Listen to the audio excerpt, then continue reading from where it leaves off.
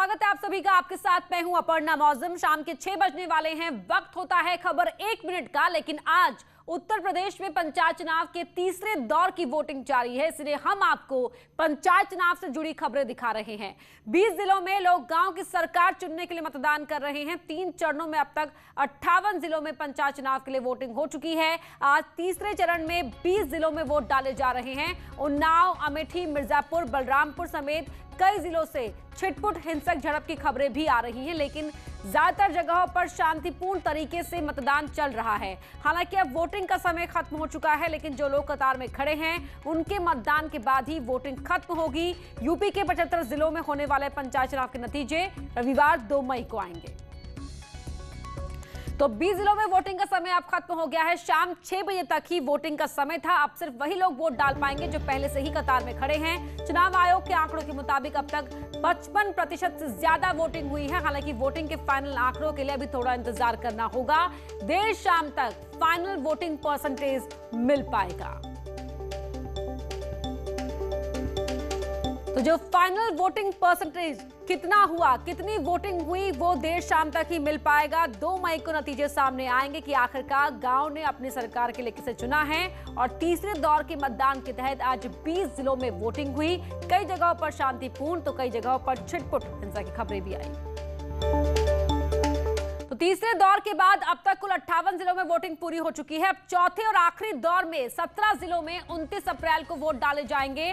तीसरे दौर की वोटिंग के दौरान आज कई जगहों से हिंसक झड़प, हंगामे और पुलिस के साथ भिड़ंत की तस्वीरें सामने आई हैं।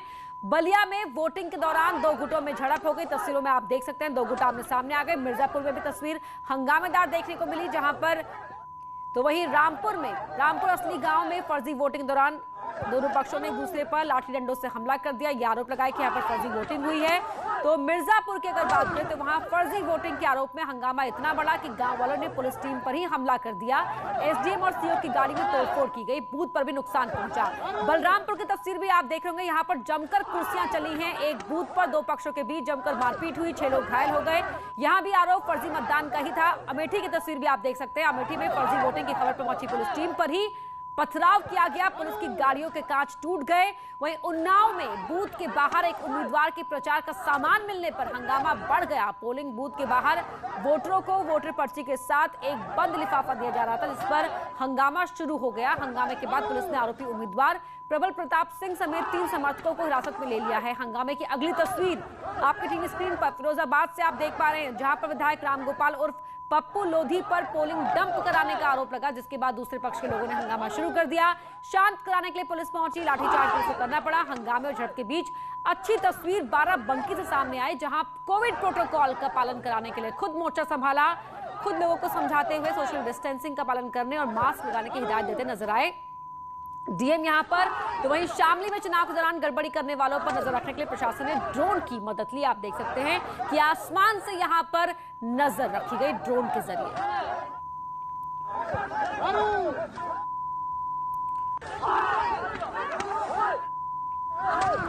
हर तस्वीर आप तक पहुंचा रहे हैं, हम दिखा रहे हैं, साथ ही खबर वहां बता रहे हैं कि किस तरह की हलचल देखने को मिली थी। और अब 6 जगहों से हमारे साथ सहयोगी लाइव जुड़ रहे हैं। मेरठ से हमारे साथ जुड़ रहे हैं उमेश श्रीवास्तव, हमारे सहयोगी लाइव। उन्नाव से अनुज गुप्ता, बलरामपुर से सर्वेश सिंह, कानपुर देहात से सौरभ मिश्रा और हमीरपुर से उमा शंकर मिश्रा हमारे साथ जुड़ रहे हैं। साथ ही जौनपुर का हाल बताने के लिए मनोज कुमार हमारे साथ लाइव जुड़ चुके हैं। उमेश, पहले मैं आपका रुख करना चाहूंगी, मेरठ का हाल बताएं।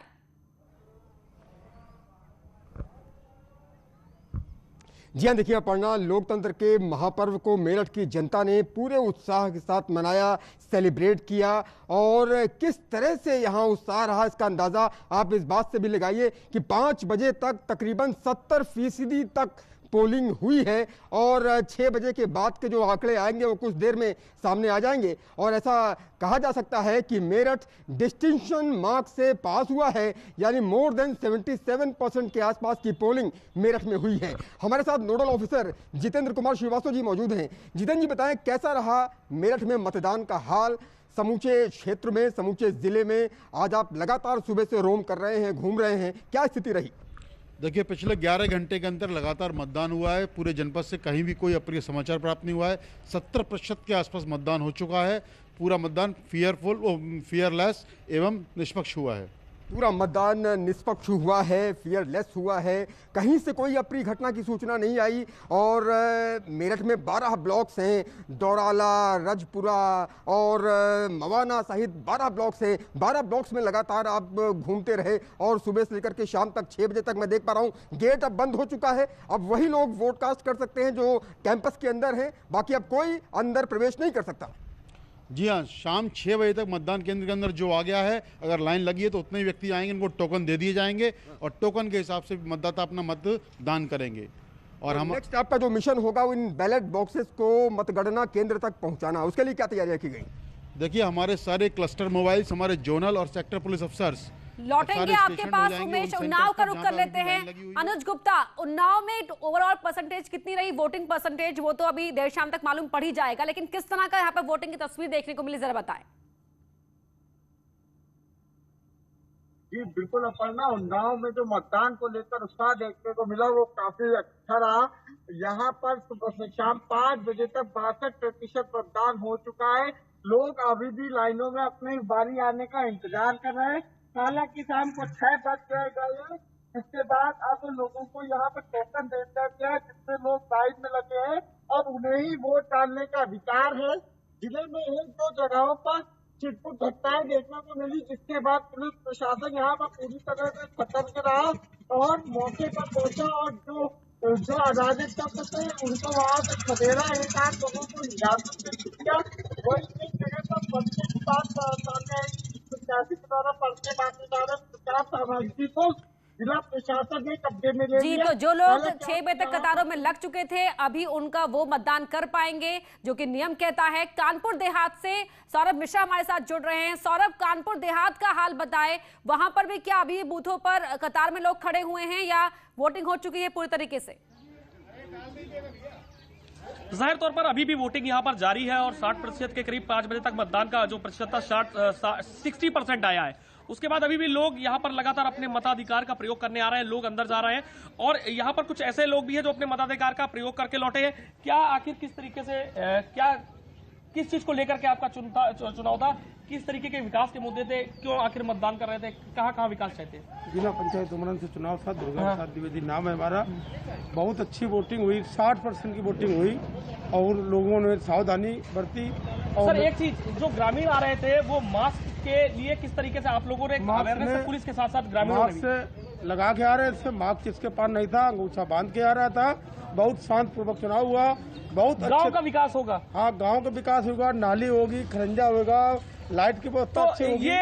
ये सभी वो लोग हैं जो वोट कास्ट करके अपना वोट दे करके लौट रहे हैं और इस वोटिंग में देखा गया है साफ तौर पे, खास तौर पे एक चीज देखी गई कि महिलाओं ने बढ़ चढ़ कर हिस्सा लिया। जो कि समस्याएं जो होती है, जनता की समस्या होती, घरेलू पानी की समस्या होती, तमाम वो समस्या होती ग्रामीणों की, जो ऐसी समस्या होती, उसको लेकर के आज महिलाओं ने जो वोटिंग परसेंट है वो बहुत अच्छा महिलाओं की भागीदारी भी यहाँ पर बढ़ चढ़कर देखने को मिल रही है। सर्वेश सिंह, जरा बलरामपुर ने बताया कि वहां पर किस तरह का उत्साह लोगों के बीच देखने को मिला।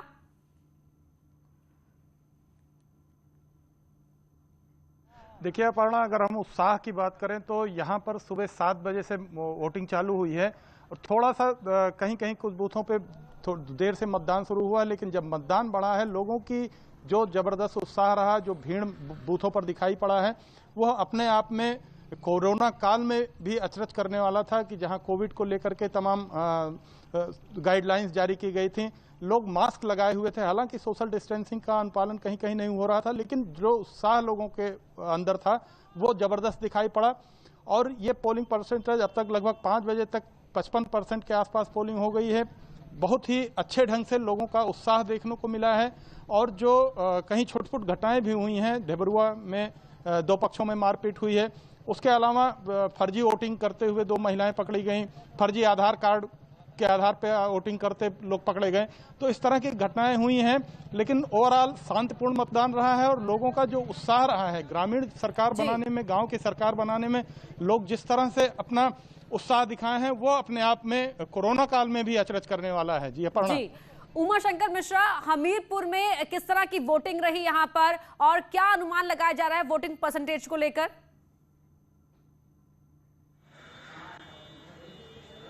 पढ़ना मैं बता देना चाहता हूँ, हमीरपुर में भी बड़ा शांतिमय यहाँ पर मतदान हुआ है। छुटपुट यहाँ पर छोटी घटनाएं हुई हैं। एक मतदान अधिकारी यहाँ पर बेहोश होकर के गिर गया था, उसको एम्बुलेंस के द्वारा फिर ठीक किया गया, ले जाया गया अस्पताल। इसके अलावा एक सिपाही जो ड्यूटी चित्रकूट से आया था, उसकी मौत हो गई थी हालांकि, लेकिन जो मतदान प्रतिशत है यहाँ पर बढ़ा हुआ है, 55% के ऊपर अभी 5 बजे तक हो चुका है। अभी भी मैं एक बूथ खड़ा हूँ, शीतलपुर का ये बूथ है। यहाँ पर देख सकते हैं, यहाँ पर लोग अभी लाइन लगाए, जो 6 बजे तक यहाँ अंदर आ चुके हैं, वो यहाँ पर लाइन लगाए हुए हैं। 12-15 लोग अभी ऐसे हैं जो अभी अपना मतदान करेंगे और ये मताधिकार का अपना प्रयोग करेंगे। बताया जा रहा है कि 6 बजे के बाद जितने लोग यहाँ पर आ चुके हैं तो वो मतदान करेंगे और उसके बाद यहाँ का प्रतिशत पता चलेगा कि कितने प्रतिशत यहाँ का मतदान रहा। तो देखा जा सकता है कि हमीरपुर में भी मतदान बहुत शांतिमुक्त तरीके से रहा। इस बार लोगों की जनता ने ये ठान लिया है कि बहुत अच्छा अपना गाँव का प्रत्याशी बनाएंगे, गाँव की सरकार बनाएंगे। आप बताइए कि इस बार कैसा प्रत्याशी चाह रहे हैं आप लोग, कैसा? उमाशंकर, पहले तो आप इनसे कहिए कि ये मास्क लगा ले, उन्होंने मास्क नहीं लगाया हुआ है। यहाँ का जो भी है तो अच्छा हम सोच रहे हैं। जो भी आप मास्क लगा के नहीं आए, आप हाथ क्या करें, खो गया है, बारी में गया था। कोई बात नहीं, मास्क ही खो गया है, कहना है। आप ये बताइए कि आप कैसा चाहते हैं, इस बार क्या मुद्दे रहेंगे? अरे गांव का अच्छा विकास होना चाहिए, ऐसा प्रत्याशी चुनेंगे, गांव का विकास करें। हाँ। अब गांव में क्या क्या समस्या है अभी? अरे समस्या सबसे ज़्यादा समय पानी की समस्या ज़्यादा रहती है गाँव में, और रास्ताएं की, नालियों के देखिए पानी बाहर निकल रहा है, निकलने की समस्या है। तो तमाम समस्याओं के समाधान के लिए गांव की सरकार चुनने के लिए यहाँ मतदान केंद्रों पर कतारों में खड़े हैं मतदाता। जौनपुर का हाल बताए मनोज कुमार, किस तरह की वोटिंग यहाँ पर रही, कितना उत्साह?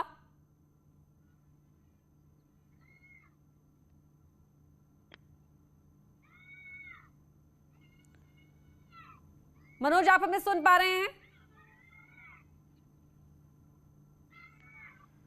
तो लगता है मनोज तक हमारी आवाज नहीं पहुंच पा रही है, लेकिन जो तमाम दूसरी जगहों से वहां पर किस तरह की वोटिंग रही, कितनी शांतिपूर्ण रही, कहां कहां क्या कुछ देखने को मिला, बता रहे थे हमारे तमाम सहयोगी। आप सभी का ही बहुत बहुत शुक्रिया। फिलहाल रुक रहे एक छोटे से ब्रेक के लिए।